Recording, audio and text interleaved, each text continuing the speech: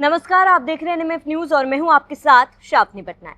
आज जो खबर मैं आपको बताने जा रही हूं वो आपके लिए, हम सब के लिए, आसपास के लोगों के लिए बेहद ही ज्यादा जरूरी है, क्योंकि ये खबर आस्था के साथ साथ जागरूकता से जुड़ी हुई है। कुछ दिन पहले खबर आई थी कि प्रेमानंद महाराज काफी ज्यादा बीमार हैं और इसके साथ ही जो वो तड़के सुबह पदयात्रा करते हैं, अनिश्चित काल के लिए उनकी पदयात्रा को स्थगित कर दी गई। इसके बाद सोशल मीडिया पर इसको लेकर तरह तरह की अफवाहें भी फैल गई, उनके स्वास्थ्य को लेकर भी अफवाहें फैल गई। यूं तो हम जानते हैं कि प्रेमानंद महाराज के कई अनुयायी हैं, कई भक्त हैं और सभी भक्तों में ये खबर जैसे ही सामने आई, सभी भक्त गमगीन हो गए और उनके स्वस्थ होने की कामना करने लगे। ऐसे में आपको बता दें कि रोजाना हजारों की संख्या में लोग इंतजार करते हैं कि प्रेमानंद महाराज की एक झलक वो देख सके। इसके साथ ही इंतजार इस बात का भी होता है कि प्रेमानंद महाराज जब पदयात्रा निकाले तब उनके अनुयायी उनके इंतजार में पल के बिछाए रहते हैं। कई लोग ये कोशिश भी करते हैं कि उनके साथ एक एकांत में मुलाकात हो जाए, उनकी समस्याओं को बाबा सुने, महाराज जी सुने और उन्हें सही मार्ग पर ले जाए, और इसी को लेकर दूर दूर से लोग यहाँ पर पहुंचते हैं। लेकिन अब प्रेमानंद महाराज के नाम को लेकर यहाँ पर आपको बता दें कि लोग अन्य लोगों का फायदा उठा रहे हैं।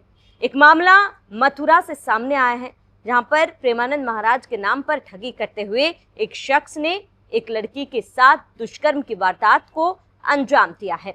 जी हां, आपको बता दें कि फिलहाल इस शख्स की गिरफ्तारी हो चुकी है। यूपी की पुलिस ने तुरंत इस पूरे मामले पर कार्रवाई की और उसके बाद इस शख्स को गिरफ्तार कर उसे फिलहाल जेल भेज दिया और पूरे मामले की कार्रवाई की जा रही है।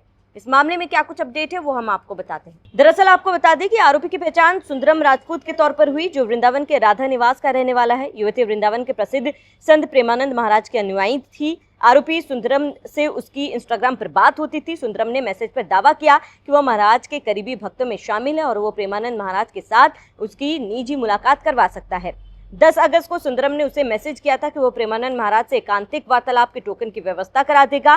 करीब 1 महीने बाद उसने युवती को बताया कि मुलाकात तय हो गई है। 12 सितंबर को युवती कार से अपने भाई के साथ वृंदावन पहुंची। आरोपी ने कहा कि संत का आश्रम आगे है, गाड़ियां नहीं जा सकती, और भाई को पार्किंग में वेट करने के लिए कहा। इसके बाद वो मोटरसाइकिल से युवती को ले गए एक होटल में, वहां कॉफी पिलाई, उसमें नशीला पदार्थ मिलाया। कॉफी पीने के बाद युवती बेहोश हो गई। इसके बाद आरोपी ने कथित तौर पर उसके साथ बलात्कार किया और उसके कुछ अश्लील वीडियो बनाकर उसको धमकाया, जिसके बाद पुलिस को बताने पर उसके वीडियो वायरल करने की धमकी भी दी। युवती ने आरोप लगाया कि सुंदरम ने कई बार अश्लील वीडियो दिखाकर उसके साथ गलत काम किया है। बता दें कि युवती ने 9 अक्टूबर को थक हार कर पुलिस का दरवाजा खटखटाया। कोतवाली प्रभारी के पास वो पहुंची और वहां पर उसने शिकायत दर्ज की, जिसके बाद आरोपी के खिलाफ BNS की संबंधित धाराओं के तहत मामला दर्ज कर लिया गया।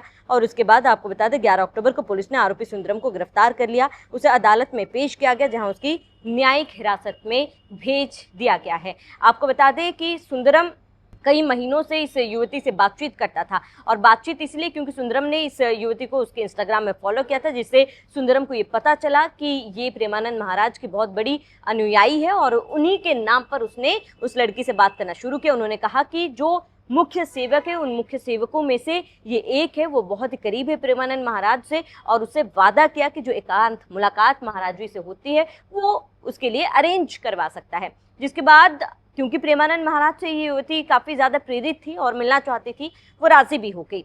लेकिन यहाँ पर सबसे बड़ा सवाल है कि क्या आप सोशल मीडिया पर किसी से भी बात करके उस पर भरोसा कर लेंगे? जिस तरीके से इस व्यक्ति ने, इस आरोपी ने धोखा दिया है, प्रेमानंद महाराज के नाम पर उसने धोखा दिया है, यहाँ पर बड़ा सवाल कि क्या गलती उस युवती की नहीं थी कि किसी पर भी ऐसे भरोसा नहीं करना चाहिए। सोशल मीडिया में लाखों दावे किए जाते हैं, फ्रॉड होता है, कई बातें की जाती है, झूठी बातें की जाती है, लेकिन उन तमाम चीज़ों का प्रमाण क्या है, कैसे है? आपको बता दें कि आप भक्ति अपनी जगह सही है, लेकिन भक्ति के नाम पर किसी से भी भरोसा कर लेना, ये खबर दिखाता है कि ये कितना गलत है। हमें भक्ति तो करनी चाहिए, पूरे मन से करनी चाहिए, लेकिन हमें अपनी जो इंद्रियां हैं उसे खुला रखना चाहिए कि हम किस पर भरोसा कर रहे हैं, क्या वो व्यक्ति भरोसे के लायक है भी कि नहीं। सोशल मीडिया पे कई दावे किए जाते हैं, केवल ये दावा कर लेना कि प्रेमानंद महाराज के मैं करीब हूँ, उसके साथ ही आप दूर से आप इस व्यक्ति से मिलने आते कि केवल प्रेमानंद महाराज की झलक मिल जाए, उसके बाद इस व्यक्ति ने इस पूरे वारदात को अंजाम दिया था।